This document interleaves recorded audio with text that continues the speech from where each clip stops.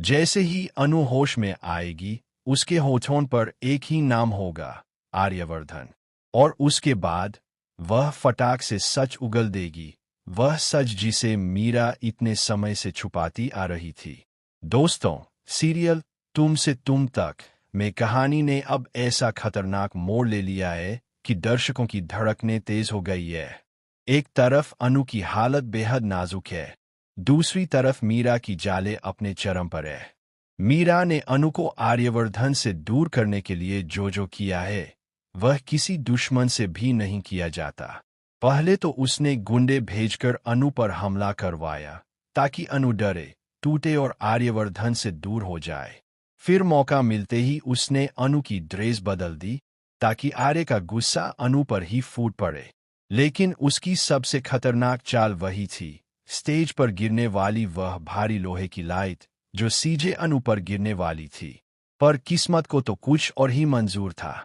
आखिरी पल में आर्यवर्धन उसी जगह आ गया जहां अनु खड़ी होने वाली थी, और अब अनु को उसे बचाने के लिए अपनी जान दांव पर लगानी पड़ी। ये सब कैसे हुआ, आइए जरा विस्तार से जानते हैं। दिन था आर्यवर्धन की मां का बर्थडे। पूरा घर रोशनी से जगमगा रहा था, मेहमानों की भीड़ थी, चेहरे पर मुस्कान थी और माहौल में खुशी। आर्यवर्धन भी बेहद खुश था, लेकिन उसके दिल का एक कोना अनु की वजह से दुखी था, क्योंकि उसने देखा कि अनु वही ड्रेस पहनकर नहीं आई जो उसने भेजी थी। उसे लगा कि अनु ने उसकी पसंद को नजरअंदाज कर दिया, उसकी भावनाओं को समझा ही नहीं। जबकि सच यह था कि अनु ने वही ड्रेस पहनी थी जो आर्य ने खुद भेजी थी, बस बीच में मीरा ने चाल चलकर वह ड्रेस बदल दी थी। मीरा ने उस खूबसूरत ड्रेस की जगह एक ऐसा गाउन रखवा दिया जिसे देखकर आर्य का गुस्सा फूट पड़ता। अनु बेचैन थी, वह बार बार सोच रही थी कि आखिर ऐसा क्या हो गया कि आर्य सर उससे नाराज हो गए। उसे तो याद था कि उसने वही पैकेट खोला था जो उसे दिया गया था, पर उसे क्या पता था कि उसके खिलाफ पहले से ही योजना बनाई जा चुकी थी।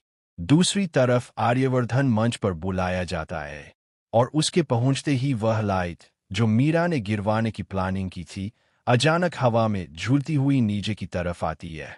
वह इतना भारी था कि सीधा किसी के ऊपर गिरता तो उसकी जान भी जा सकती थी।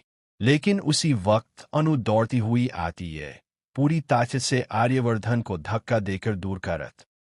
पूरा घर रोशनी से जगमगा रहा था, मेहमानों की भीड़ थी, चेहरे पर मुस्कान थी और माहौल में खुशी।